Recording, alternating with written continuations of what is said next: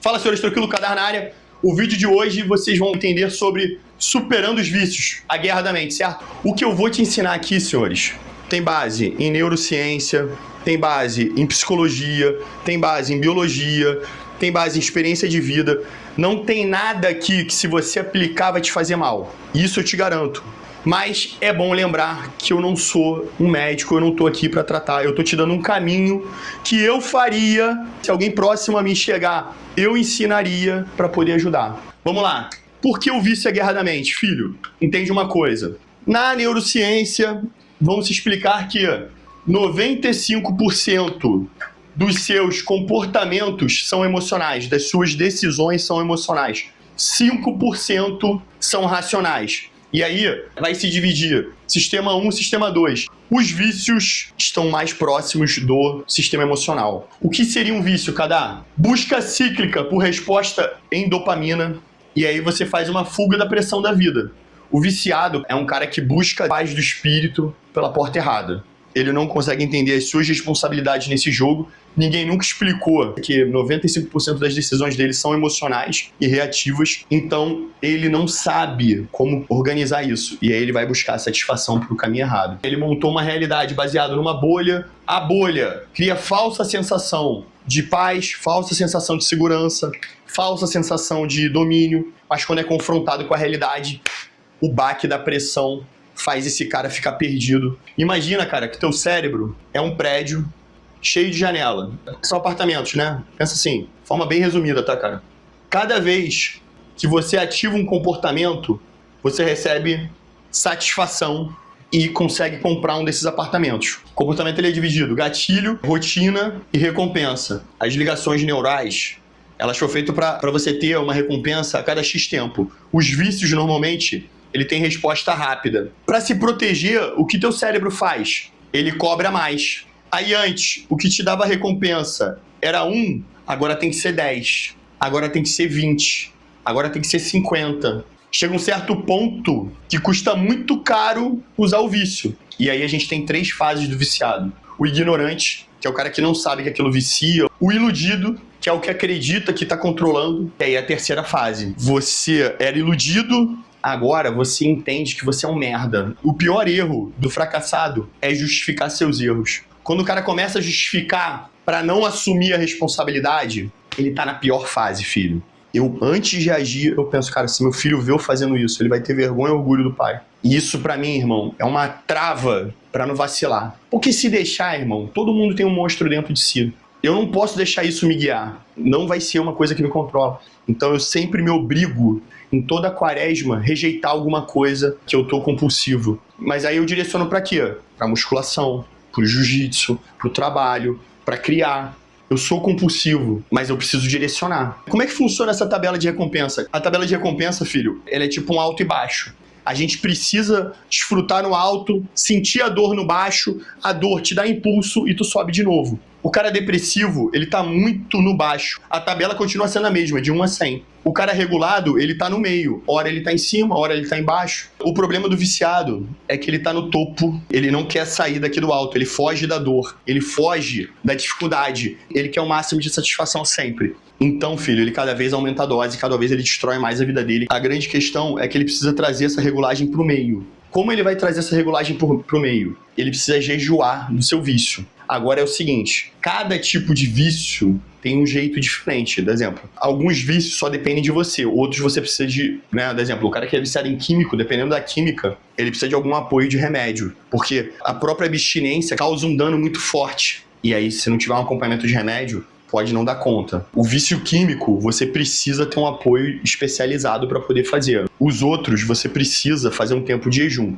Minimamente 4 semanas. Se você conseguir fazer 4 semanas, teu cérebro, ele trabalha com uso e eu deixo. Se você faz 4 semanas, quer dizer que você não está precisando tanto. Aí ele começa a alugar esses apartamentos que você não está usando para outras atividades, que você tem que criar. Por isso que é normal dizer, um cara que sai de um vício entra em outro. Mas aí é um vício produtivo. O que você precisa melhorar? Você precisa melhorar o seu autocontrole. 95% do teu cérebro é emocional e impulsivo. 5% só tem controle. Você precisa que o teu 5% decisório seja suficiente para controlar as decisões negativas que esse 95% vai tomar. Tem decisão emocional, filho, que é positiva. Nem tudo emocional é ruim.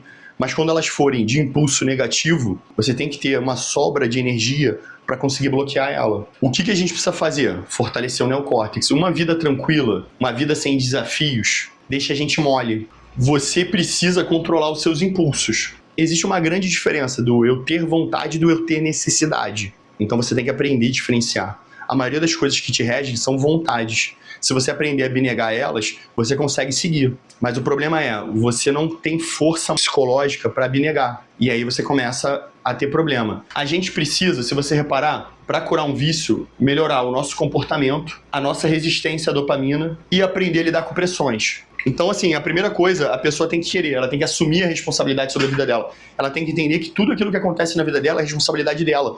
Não é de fulano, não é porque é a droga, é porque você não se controla. É porque você não sabe lidar com pressão. É porque você tá sempre fugindo do desafio. É porque você não quer encarar a realidade.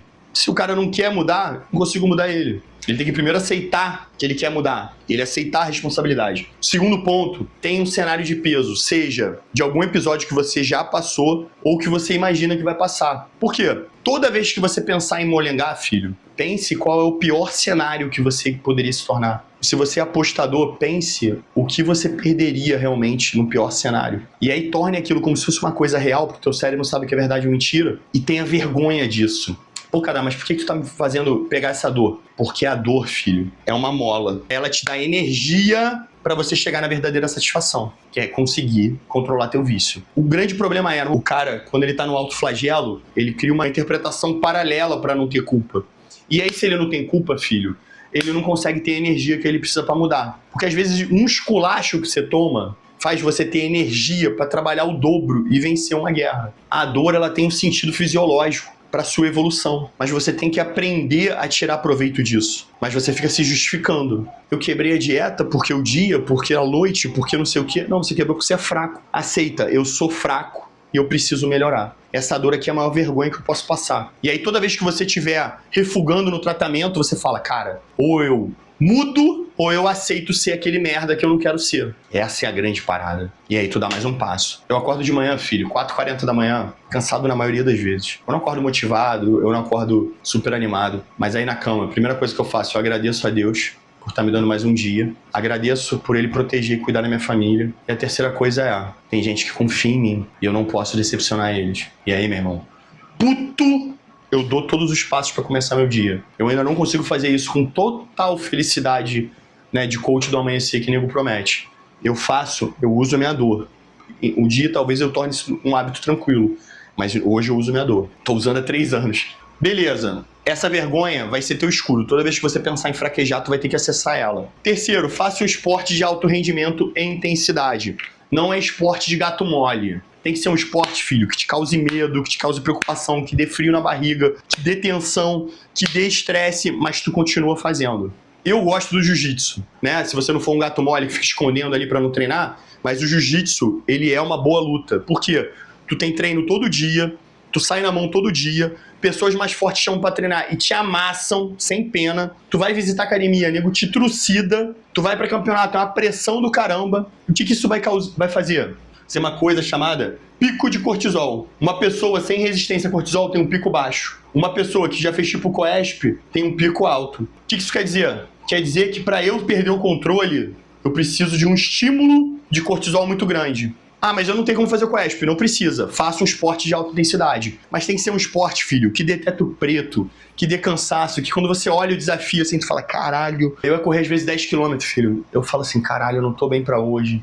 Porra, isso não vai ser bom, mas eu tenho que correr. Tá vendo? Eu ignorei todas as vozes da minha cabeça e fiz o que tinha que fazer. Isso vai aumentando o meu pico de cortisol. Aquele pequeno cortisol já não é suficiente pra me parar. Tem que ser mais. E aí, uma atividade de alta intensidade vai te ajudar com isso. Mas tem que ser um esporte, filho, que dê sangue nos olhos. Que tu sinta terror, medo, cansaço, fadiga. E aí tu vai ter uma recompensa de serotonina quando tu completar a missão. E aí, filho, tua vida começa a ter prazeres que não precisam ser do vício. A gente começou a melhorar agora. Toda vez que você vencer um dia difícil de luta, tu vai ter uma recompensa de serotonina. E aí você não precisa recorrer à fuga de dopamina. Quarta coisa, crie atividades não naturais. Cara, isso aqui não é papo de coach do amanhã, mas crie atividades não naturais. Acordar muito cedo, tomar banho gelado, imersão no gelo, cortar açúcar. Por quê? Acordar na hora que quer, tomar banho só quentinho, comer tudo que quer a hora que quer. Tudo tem que ser docinho. Essas coisas te deixam mole. Por quê? Porque tá te dando recompensa de dopamina toda hora. E aí você fica dependente delas. Então esses hábitos não naturais vão fazer o teu neocórtex começar a abnegar os impulsos do límbico e vão te deixar mais forte. Quinta coisa, vai no endócrino. Cara, então por que eu não começo pelo endócrino? Porque se você for primeiro no endócrino, por mais que você desenvolva todas as habilidades, quando chegar na hora de decidir o que te resolveu, você vai acreditar que foi a muleta do médico. Agora tá sem dinheiro pra ir no médico, como é que eu vou tratar? Não é assim.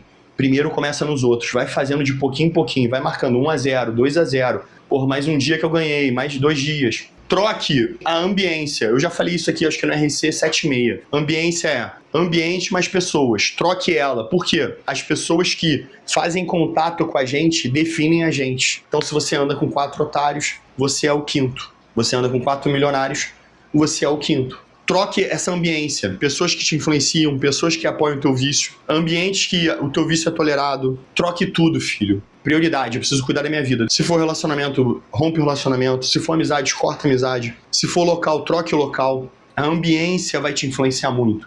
Então agora que você está trabalhando para ficar mais forte, não deixe a ambiência te afetar. Você é 95% emocional. Se você está num ambiente onde todo mundo é otário, o seu vacilo emocional vai ser de otário. Agora, se você está num ambiente onde todo mundo pensa em prosperidade, trabalhar, crescer, ficar forte, o teu vacilo vai ser investir mais, trabalhar mais, fazer acontecer, ter mais resposta. O teu ambiente vai definir você. Não seja um cara que fica tentando mudar o ambiente. Faz a tua parte, filho. Se abasteça de pessoas que são produtivas, que vão te dar incentivo, que dizem a verdade pra você. Ser amigo é apoiar você no caminho certo.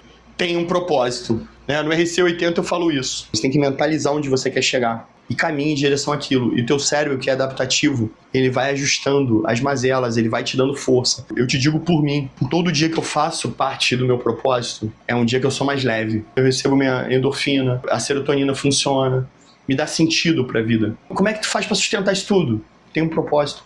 Tá muito claro pra mim onde vai dar pra chegar. Cheguei até aqui, eu já sou grato pra caralho. Se Deus permitiu eu continuar, graças a Deus. Os caras que chegaram por dinheiro, falei, vão cansar pelo caminho. Que não dá pra segurar só pelo dinheiro. Eu tô pelo propósito. Então, filho, esses são os 7 passos.